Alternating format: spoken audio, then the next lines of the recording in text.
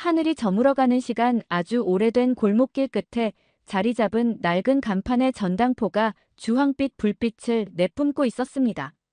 최진호 할아버지는 80이 넘은 나이에도 매일 이른 아침부터 늦은 저녁까지 전당포를 지키며 시간을 보내고 있었죠. 진호는 쇠로 된 테두리에 안경을 코끝에 걸친 채 오늘도 정교한 시계의 부품을 살피고 있었어요. 창문으로 비치는 석양빛이 진호의 주름진 얼굴을 비추며 따스한 그림자를 만들었습니다. 진호는 물건을 맡기러 오는 손님들에게 늘 친절했습니다.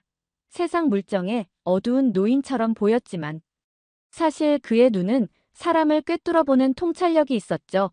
진호는 전당포를 찾는 사람들의 진심을 읽을 수 있었어요. 절박함에 물건을 맡기는 사람, 욕심으로 남의 물건을 가로채려는 사람, 잠시 돈이 필요해 귀중품을 맡기는 사람.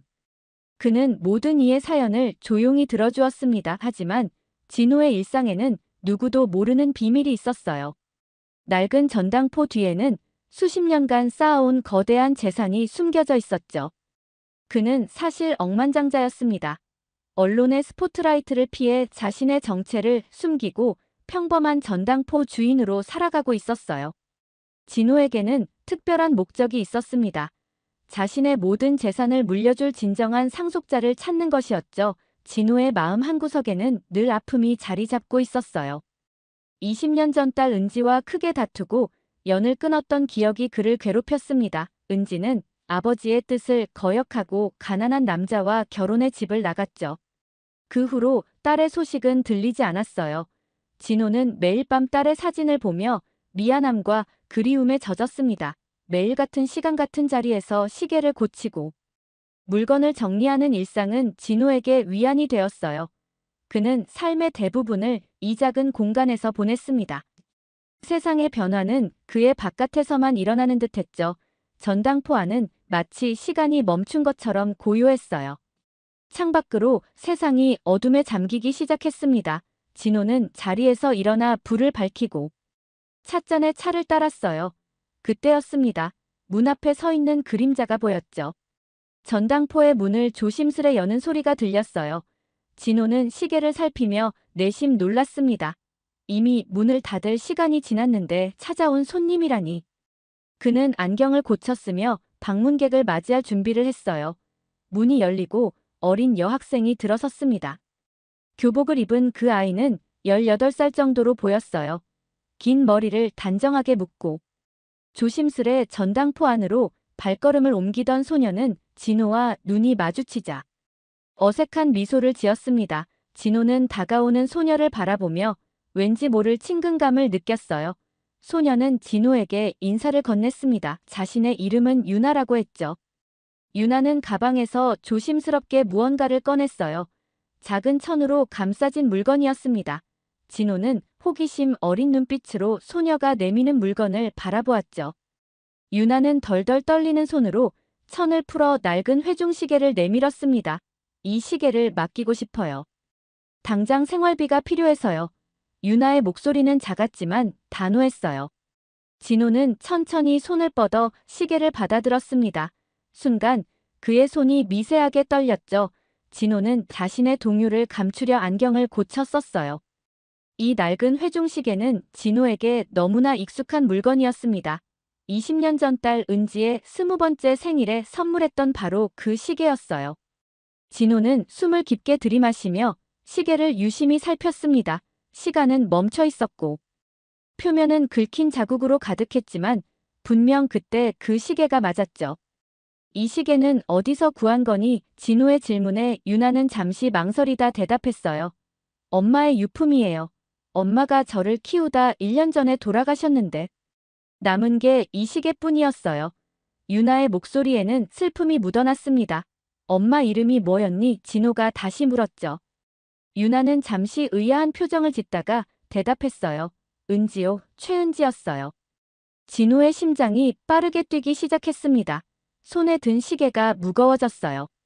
그는 떨리는 손으로 시계의 뚜껑을 열었습니다. 그곳에는 오래전 자신이 새겨넣은 글자가 남아있었죠. 사랑하는 딸 은지에게. 진호의 눈시울이 붉어졌어요.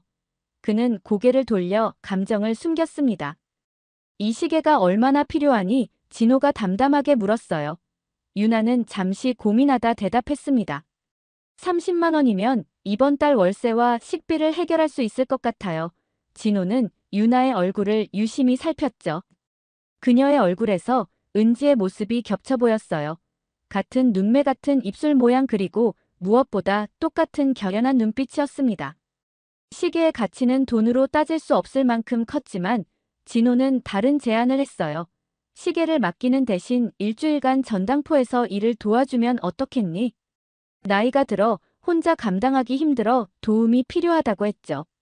진호의 말에 유나는 잠시 놀란 표정을 지었습니다. 하지만 이내 고개를 끄덕였어요. 네, 좋아요. 학교 끝나고 올 수 있어요. 다음 날부터 유나는 방과 후 전당포를 찾아왔습니다. 처음에는 어색했지만 점점 일에 익숙해졌어요. 물건을 정리하고 손님을 맞이하며 진호가 하는 일을 유심히 배웠습니다. 진호는 유나의 성실한 모습을 지켜보며 마음이 따뜻해졌어요. 유나는 학교 이야기, 친구들 이야기를 하며 전당포에 활기를 불어넣었습니다. 며칠이 지나자 진호와 유나 사이에는 묘한 유대감이 형성되었어요. 진호는 유나에게 시계 수리하는 법을 가르쳤습니다.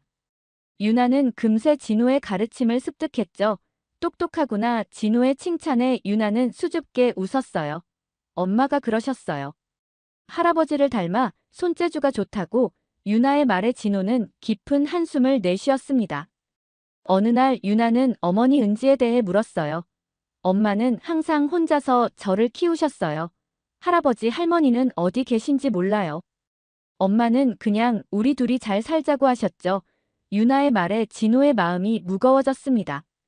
은지가 끝까지 자신의 존재를 딸에게 알리지 않았다는 사실이 아팠어요.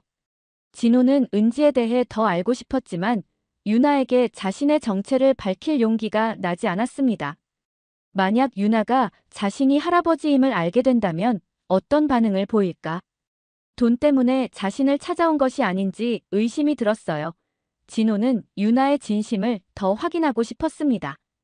일주일이 거의 끝나갈 무렵 유나의 표정이 어둡다는 것을 진호는 눈치챘어요. 무슨 일이 있니? 진호의 물음에 유나는 잠시 망설이다 대답했습니다. 친구가 갑자기 아파서 병원에 입원했어요. 제가 도와주고 싶은데 형편이 안 돼서요. 유나는 미안한 표정으로 진호를 바라보았죠. 혹시 약속한 일주일보다 조금 더 일할 수 있을까요? 진호는 유나의 말에 고개를 끄덕였습니다. 물론이지. 얼마나 필요한데? 진호의 물음에 유나는 머뭇거리며 대답했어요. 50만 원 정도요. 친구 치료비와 약값을 도와주고 싶어요. 진호는 서랍에서 봉투를 꺼내 현금을 세어 유나에게 건넸습니다. 여기. 50만 원이야. 친구를 도우려는 마음이 기특하구나. 유나는 놀란 표정으로 돈을 바라봤어요. 정말 감사합니다. 제가 꼭 더 열심히 일할게요. 유나는 진심 어린 목소리로 말했습니다. 진호는 미소를 지으며 괜찮다고 했죠. 진호의 마음속에는 은지에 대한 그리움과 함께 유나를 향한 애정이 자라고 있었어요.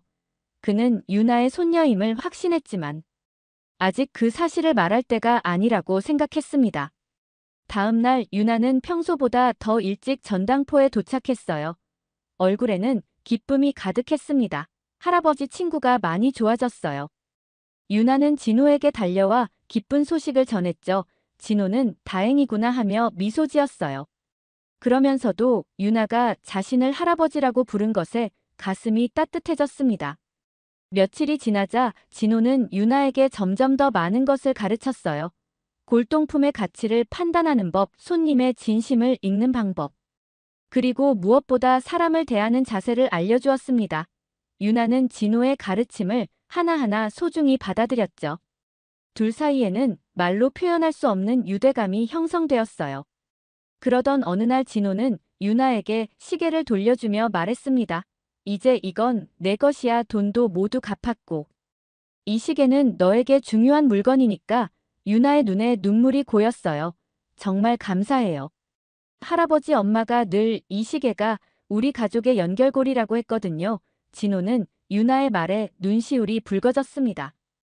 유나는 시계를 받아들고 뚜껑을 열어보았어요. 사랑하는 딸 은지에게라는 문구가 새겨져 있었죠. 이 글씨는 누가 쓴 걸까요? 유나의 질문에 진호는 한참을 침묵했습니다. 아마도 내 외할아버지겠지. 진호의 목소리는 떨렸어요. 유나는 고개를 끄덕이며 시계를 소중히 품에 안았습니다. 진호는 마음속 갈등이 깊어졌어요. 유나에게 자신의 정체를 밝혀야 할까? 그러나 유나가 돈 때문에 자신을 대하는 태도가 변할까 두려웠습니다. 진호는 유나의 진심을 확인하고 싶었죠. 그는 며칠 동안 고민했어요. 진실을 말해야 할 때가 왔는지 아닌지 밤마다 잠을 이루지 못했습니다. 결정을 내리기 전에 진호는 유나를 더 시험해 보기로 했어요. 어느 날, 값비싼 금반지를 일부러 계산대 위에 올려두었습니다. 유나는 그것을 발견하고 즉시 진호에게 가져다 주었죠. 할아버지, 이거 손님이 놓고 가신 것 같아요. 진호는 유나의 정직함에 감동했어요. 그는 고개를 끄덕이며 유나의 어깨를 토닥였습니다. 또 다른 날에는 진호가 일부러 많은 돈을 내밀며 거스름 돈을 가져가라고 했어요. 유나는 정확히 계산하여 남은 돈을 모두 돌려주었습니다. 할아버지, 너무 많이 주셨어요. 진호는 유나의 정직함에 다시 한번 감동했죠. 그러나 아직도 마음속에는 의심이 남아 있었어요. 유나가 자신의 부를 알게 되면 어떻게 변할지 두려웠습니다. 갑작스런 일이 일어난 것은 그로부터 며칠 후였어요. 유나가 학교에서 돌아오지 않았습니다. 진호는 걱정되어 전화를 걸었지만 연결되지 않았죠. 밤이 깊어져도 유나는 나타나지 않았어요. 진호는 불안한 마음에 잠을 이루지 못했습니다. 다음 날 아침 전당포 문을 열자마자 병원에서 전화가 왔어요. 유나가 쓰러져 입원했다는 소식이었습니다. 진호는 서둘러 병원으로 향했어요. 병실에 도착하자 창백한 얼굴로 누워있는 유나가 보였습니다. 의사는 심한 빈혈과 영양실조 상태라고 했죠. 제대로 된 치료가 필요하다고 말했어요. 진호는 의사에게 최선의 치료를 부탁하며 모든 비용을 자신이 부담하겠다고 약속했습니다. 병실에 홀로 남은 진호는 잠든 유나의 얼굴을 바라보았습니다. 그 모습이 어린 시절 은지와 너무나 닮아 있어 가슴이 아팠어요. 진호는 유나의 손을 조심스레 잡았죠.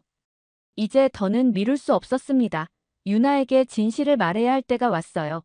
진호는 유나가 깨어나기를 기다리며 의자에 앉아 지난 날들을 떠올렸습니다. 은지가 집을 나간 후 진호는 모든 수단을 동원해 딸을 찾으려 했어요. 하지만 은지는 철저히 자신의 흔적을 감추었죠. 자존심 강한 은지는 아버지의 도움 없이 살아가겠다고 다짐했던 것입니다.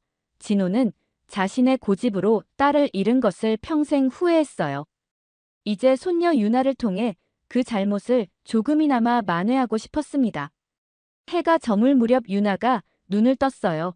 희미한 불빛 속에서 그녀는 자신의 옆을 지키고 있는 진호를 발견했습니다. 할아버지, 여기가 어디예요? 유나의 목소리는 약했죠. 진호는 부드럽게 대답했어요. 병원이야, 넌 쓰러져서 여기 왔단다. 유나는 천천히 고개를 끄덕이며 기억을 더듬었습니다. 유나는 학교에서 갑자기 어지러움을 느꼈던 기억을 이야기했어요. 요즘 식사를 제대로 하지 못했다고 했죠. 월세를 내고 나면 식비가 부족했던 겁니다. 진호는 가슴이 아팠어요. 이런 상황을 알지 못했다는 것이 자신을 더욱 괴롭혔습니다. 미안하구나. 내가 더 신경 썼어야 했는데. 진호의 말에 유나는 고개를 저었어요. 할아버지 탓이 아니에요. 제가 말을 안 했으니까요. 의사가 들어와 유나의 상태를 확인했습니다. 치료비는 모두 처리되었다고 했어요. 유나는 놀란 표정으로 진호를 바라봤죠. 할아버지가 해주신 거예요. 유나의 물음에 진호는 고개를 끄덕였습니다. 유나의 눈에 눈물이 고였어요. 정말 감사해요. 하지만 그렇게 큰 돈을 어떻게 갚아야 할지 모르겠어요. 유나의 말에 진호는 웃으며 대답했습니다. 내가 건강해지는 것만으로 충분해. 다음 날 아침 유나의 상태는 많이 호전되었어요. 의사는 며칠 더 병원에 있어야 한다고 했습니다. 진호는 유나에게 휴식을 취하라고 당부했죠. 전당포는 걱정하지 말고. 쉬어. 진호의 말에 유나는 고개를 끄덕였어요. 그런데 할아버지, 저에 대해 궁금한 것 없으세요? 유나의 갑작스러운 질문에 진호는 잠시 당황했습니다. 무슨 뜻이니? 진호가 물었죠. 유나는 잠시 망설이다 대답했어요. 할아버지가 저를 특별히 챙겨주시는 이유가 궁금해요. 처음부터 저에게 너무 잘해주셨거든요. 진호는 깊은 숨을 내쉬었습니다. 말해줄 것이 있단다 하지만 지금은 내가 먼저 건강해져야 해. 나중에 전당포에서 이야기하자. 진호의 말에 유나는 고개를 끄덕였어요. 병원 생활이 일주일째 되던 날 유나는 퇴원 허가를 받았습니다. 진호는 유나를 데리고 전당포로 향했어요. 두 사람 사이에는 묘한 긴장감이 흘렀죠. 진호는 오늘 모든 것을 말하기로 결심했습니다. 전당포에 도착한 그들은 안으로 들어갔어요. 진호는 유나에게 의자에 앉으라고 했습니다. 유나야, 내가 너에게 말해줄 중요한 이야기가 있단다. 진호의 목소리는 떨렸어요. 유나는 긴장된 표정으로 진호를 바라봤죠. 할아버지, 무슨 일이세요?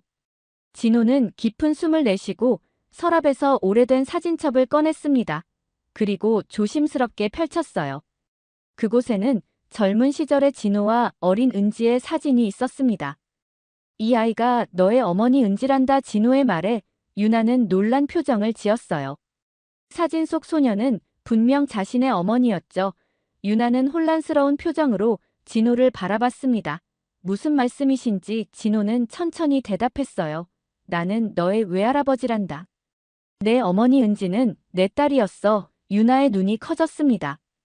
20년 전 은지는 내 반대를 무릅쓰고 사랑하는 사람과 결혼해 집을 나갔단다. 내가 너무 완고했어. 딸의 행복보다 내 고집을 앞세웠지. 그 후로 은지를 다시 만나지 못했단다. 진호의 눈에서 눈물이 흘렀어요. 유나는 말없이 진호의 이야기를 들었습니다. 그녀의 눈에도 눈물이 고였죠. 진호는 계속해서 이야기했어요. 내가 그 시계를 들고 왔을 때 나는 내가 누구인지 직감적으로 알았단다. 하지만 확신이 필요했어. 그래서 너에게 이를 제안했던 거야. 진호의 고백에 유나는 복잡한 감정에 휩싸였습니다. 어머니가 할아버지에 대해 이야기하지 않은 이유가 있을 거예요. 유나의 말에 진호는 고개를 끄덕였죠. 내 어머니는 자존심이 강했단다. 내 도움 없이도 잘 살 수 있다는 것을 증명하고 싶었을 거야. 진호는 쓸쓸한 미소를 지었습니다. 하지만 지금은 그런 게 중요하지 않아. 너를 만난 것만으로도 나는 행복하단다. 유나는 복잡한 감정에 휩싸여 말을 잇지 못했어요. 어머니가 돌아가시기 전까지 할아버지에 대해 많은 이야기를 하지는 않았지만 미워하는 기색은 없었다고 말했죠. 유나야, 내가 더 말해줄 것이 있단다. 진호는 심호흡을 하고 유나를 바라보았어요. 사실 나는 이 작은 전당포만 가진 노인이 아니란다. 진호의 말에 유나는 의아한 표정을 지었습니다. 내 진짜 직업은 사업가였어. 큰 기업을 일구며 재산을 모았지. 지금도 나는 여러 기업의 대주주란다. 진호의 고백에 유나는 놀란 표정을 감추지 못했어요. 전당포는 단지 내가 사람들을 만나고 진정한 인간관계를 맺기 위한 공간이었단다. 진호는 계속 말을 이었습니다. 부자들 사이에선 진심을 알기 어려워 평범한 노인 전당포 주인이 되어 살기로 했지. 내 재산은 모두 자선단체에 기부할 생각이었단다. 하지만 이젠 내가 나타났으니 모든 것을 너에게 물려주고 싶구나. 진호의 말에 유나는 당황했어요. 유나는 잠시 침묵하다 고개를 저었습니다. 할아버지, 저는 돈이 필요한 게 아니에요. 진호는 유나의 얼굴을 유심히 살폈죠. 그럼 뭐가 필요하니? 유나는 조용히 대답했어요. 그냥 가족이요. 제 곁에 있어줄 사람. 유나의 말에 진호의 눈에 다시 눈물이 고였습니다. 그는 유나에게 다가가 꼭 안아주었어요. 그러던 어느 날 진호는 유나에게 특별한 선물을 준비했습니다. 이리 와보렴. 내가 너에게 보여줄 것이 있단다. 진호의 부름에 유나는 호기심 어린 표정으로 다가왔어요. 진호는 오래된 금고를 열고 작은 보석함을 꺼냈습니다. 이건 내 할머니의 것이었단다. 결혼할 때 선물했던 목걸이란다. 하지만 은지가 집을 나갈 때 두고 갔지. 진호는 목걸이를 유나에게 건넸어요. 진주가 달린 은색 목걸이는 오래되었지만 아름다움을 잃지 않았습니다. 유나는 조심스럽게 목걸이를 받아들었어요. 정말 예뻐요. 할아버지 진호는 미소 지으며 말했죠. 내 할머니는 아주 우아한 사람이었단다. 너처럼 마음씨 고운 여자였지. 오래전 병으로 떠났지만 하늘에서 너를 만나게 되어 기뻐할 거야. 유나는 목걸이를 가슴에 품으며 감동했습니다. 어느 날 진호는 유나에게 중요한 제안을 했습니다. 유나야, 내가 원한다면 좋은 학교로 전학할 수 있어. 더 나은 교육을 받을 수 있도록 도와주고 싶구나. 진호의 말에 유나는 고개를 저었어요. 지금 학교에 친구들도 있고 선생님들도 좋아요. 굳이 바꿀 필요는 없을 것 같아요. 유나의 대답에 진호는 미소 지었습니다.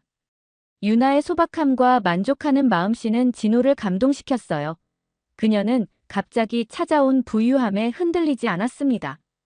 오히려 평범한 일상과 진실한 관계에 더 의미를 두었죠. 진호는 유나에게 물었습니다.